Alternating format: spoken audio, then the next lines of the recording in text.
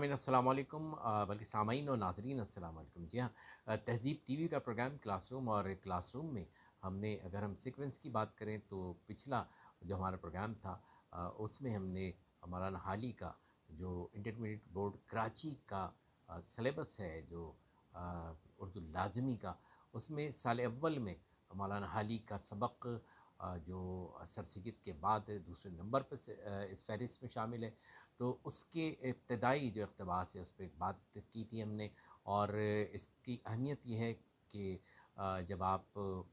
जब पेपर देने जाते हैं तो पेपर में एक सवाल आता है, और वो सवाल है इक़्तिबास की तशरीह का। तो जो दो असबाक़ बहुत अहम हैं उनमें एक कौम इत्तफ़ाक़ है और दूसरा ज़बान गोया है। ज़बान गोया में इसके पहले इक़्तिबास की जो इब्तदाई सतरें हैं उस पे हमने आपसे बात की थी। उसी सिलसिले को आगे बढ़ाते हैं, और ज़रा तवज्जो से सुनिएगा कि ये इम्तिहान के नुक्ते नज़र से बहुत अहम है। हमसे बात करते हैं। हमने जहाँ तक बात की थी वो ये थी कि तेरे हर फूल का रंग जुदा और तेरे हर फल में एक नया मज़ा है।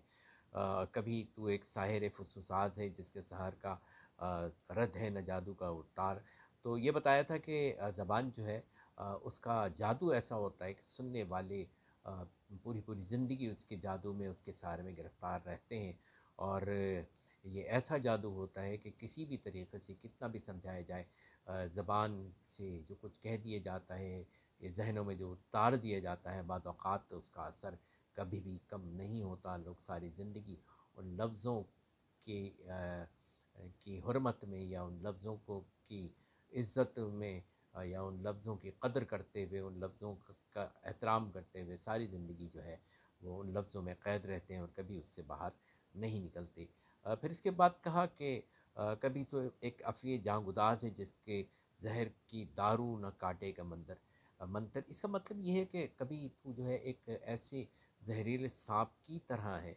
कि जिसका ज़हर जो है उसको उसका कोई किसी किस्म का कोई इलाज नहीं है। न कोई उसकी दवा है, न कोई ऐसा मंत्र है जिसको पढ़कर उसका इलाज हो सके। ज़बान का मामला ये होता है कि ज़बान का जो ज़हर होता है ना, वो कभी उतरता नहीं है। इतनी कड़वाहट होती है कि आप अगर बात करें ना कि जो इंतहाई जो तल्ख़ तरीन जो अशिया अगर ज़मीन पर रुए ज़मीन पे है तो उनसे ज़्यादा तलख़ी है। यानी तलख़ी जो है इंसानों की रगों में उतर जाए तो ये कभी कम नहीं होती, कभी ख़त्म नहीं होती। और ये एक तरफ मीठे बोलों का जादू है ना, हमने इससे पहले प्रोग्राम में कहा था। दूसरी तरफ जो तल्ख़ जो लहजा होता है वो भी दिलों में दरार डालता है, रिश्तों में दरार डालता है, और इंसान की सारी ज़िंदगी को जो है ज़हर आलूद कर देता है। तो ये बताया है कि ज़बान ये काम भी करती है। फिर कहते हैं तो वही ज़बान है कि बचपन में कभी अपने अधूरे बोलों से गैरों का जी लुभाती थी, और कभी अपनी शोखियों से माँ बाप का दिल दुखाती थी। यानी इसका मतलब ये है कि जब बच्चा छोटा सा होता है ना तो वो टूटे फूटे अल्फाज बोलता है। ऐसे अल्फाज जो पूरी तरह जो है वो कभी समझ में ना भी आए, तो बच्चे की मासूमियत की वजह से उसके उन टूटे फूटे लफ्ज़ों में जो मज़ा है, जो लुत्फ़ है, वो उसकी वजह से जो है वो माँ बाप तो यकीनन उसमें क़ुरबान होते हैं, उन्हें तो अच्छा लगता ही है। लेकिन जो गैर होते हैं उन्हें भी उसके तोतले लहजे में, उसके टूटे फूटे अल्फाज में बड़ा जो है वो लुत्फ़ आता है, बड़ा उस पर प्यार आता है। और कहते हैं कि कभी यही ज़बान जो है अपनी शोखियों से माँ बाप का दिल दुखाती थी। यानी जब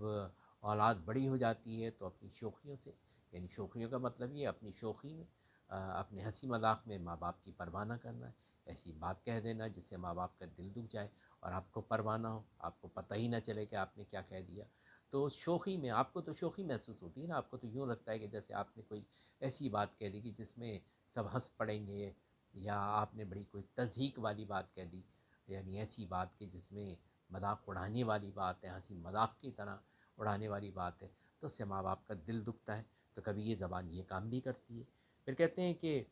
तो वही ज़बान है कि जवानी में कहीं अपनी नरमी से दिलों का शिकार करती थी। इसका मतलब ये है कि ज़बान जो है वो यकीनन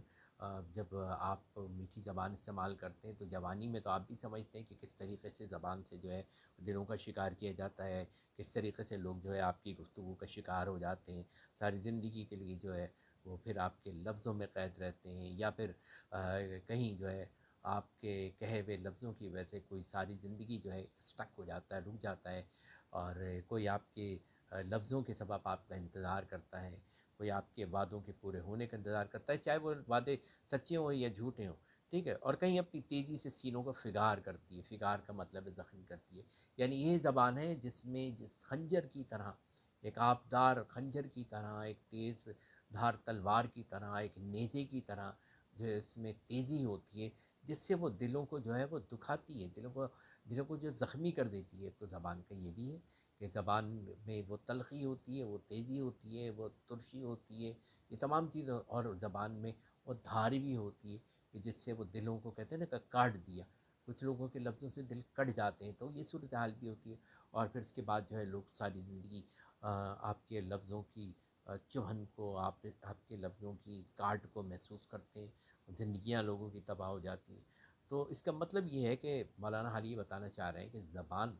کے بارے میں یہ بات یاد رکھیے کہ قرآن کریم میں اللہ رب العزت فرماتا ہے قولوا للناس حسنا، لوگوں سے اچھے طریقے سے گفتگو کرو۔ اور بڑی اول بات یہ ہے، بڑی بات جو ہے وہ اہم بات یہ ہے کہ قرآن کریم میں جو کچھ آتا ہے وہ آپشن نہیں ہے، دیر از نو آپشن کہ آپ جو ہے کہیں کہ جی کرنا ہے یا نہیں کرنا ہے، نو، جو قرآن میں آ گیا وہ حکم ہے۔ اس کا مطلب ہے کہ مسلمان کی حیثیت سے آپ کے لیے یہ فرض ہے، آپ کے لیے لازم ہے کہ آپ جو ہے لوگوں سے اچھے انداز میں گفتگو کریں، تو نہ ہی وہ آپ کی زبان کسی کے دل کو فگار کرے گی، نہ ہی اس کی کڑواہٹ زندگیوں کو تباہ کرے گی۔ لہٰذا اس بات کو ذہن میں رکھنا چاہیے کہ جو حالی نے سمجھایا، جیسے سر سید سمجھاتے ہیں ویسے ہی حالی سمجھا رہے ہیں کہ جی زبان کا استعمال جو ہے وہ جیسے اقبال نے کہا تھا کہ جنت بھی جہنم بھی، تو زبان کا استعمال بھی جو ہے اس کا وہاں عمل سے زندگی جنت اور جہنم بنتی ہے۔ یہاں جو ہے معاملہ یہ ہے کہ اگر آپ زبان کا صحیح استعمال کرتے ہیں، درست استعمال کرتے ہیں، تو پھر اس کا مطلب یہ ہے کہ آپ کی زبان جو ہے وہ زندگیوں کو اگر اچھی طریقے سے آپ گفتگو کرتے ہیں تو وہ جنت بنا دیتی ہے، اور اگر آپ کی زبان جو ہے وہ کڑواہٹ سے گفتگو کرتی ہے، کاٹتی ہے دلوں کو، تو پھر اس سے جو ہے زندگیاں جہنم بنتی ہیں۔ لہٰذا اس کا خیال رکھنا چاہیے۔ تو یہ اس کی اگلی جو چند سطر ہیں جو آ سکتی ہیں امتحانات میں، تشریح کی طلب یہ سطریں ہیں، تو اسے یاد رکھیے گا۔ اگر آپ چاہتے ہیں کہ ہم آئندہ بھی آپ تک اس موضوع یا اس سے اور جو کتاب میں مختلف موضوعات ہیں، یعنی سال اول کی کتابوں میں بھی اور سال دوم کی کتابوں میں بھی ہم ساتھ ساتھ اردو آسان اور جو اردو ایڈوانس ہے یعنی اختیاری، اس کے بھی ہم موضوعات کچھ اور بھی شروع کریں گے، اس پر بھی گفتگو کریں گے۔ اگر آپ چاہتے ہیں کہ ان میں سے کسی بھی موضوع پر آپ ہم سے گفتگو کرنا چاہیں، یا اگر آپ کچھ معلوم کرنا چاہتے ہیں، تو آپ یہاں نیچے جو آپ کے پاس کمنٹس کا جو حصہ ہے اس میں آپ کمنٹ دے سکتے ہیں، آپ ہمیں کہہ سکتے ہیں کہ آپ اس میں کس کن اسباق پہ بات سننا چاہتے ہیں، کن اسباق پہ جو ہے وہ گفتگو چاہتے ہیں، چاہے وہ اردو آسان ہو، چاہے اردو اختیاری ہو، اور ساتھ ساتھ اگر آپ جو ہماری جو ڈگری کلاسز کی کتابیں ہیں، اگر ان پہ بھی آپ کچھ سننا چاہتے ہیں تو آپ ہم سے ضرور بیان کیجیے، ہم اپنے پروگراموں میں آپ کے لیے پیش کریں گے۔ ہمارا آج کا موضوع تھا زبان گویا، جس میں جو پہلا جو پیراگراف ہے اس کو ہم نے اس کے دوسرے حصے کو، اس کی نیچے جو 3 سطر ہیں، 3 سطر ہیں، اس پہ گفتگو کی تھی۔ اگر آپ مزید سننا چاہتے ہیں اس پر، اور یقیناً آپ سننا چاہیں گے، تو پھر آپ ہمارے اس چینل کو سبسکرائب کر لیجئے، اور بیل آئیکن کو ضرور دبا دیجئے تاکہ آپ تک آئندہ ویڈیوز پہنچتی رہیں۔ اگر آپ اسے لائک اور شیئر کریں گے تو یقیناً چینل کو بہتر بنانے میں یہ ہماری بہت مدد کرے گا۔ اپنے میزبان عزیر احمد مدنی کو اجازت دیجیے۔ اللہ حافظ۔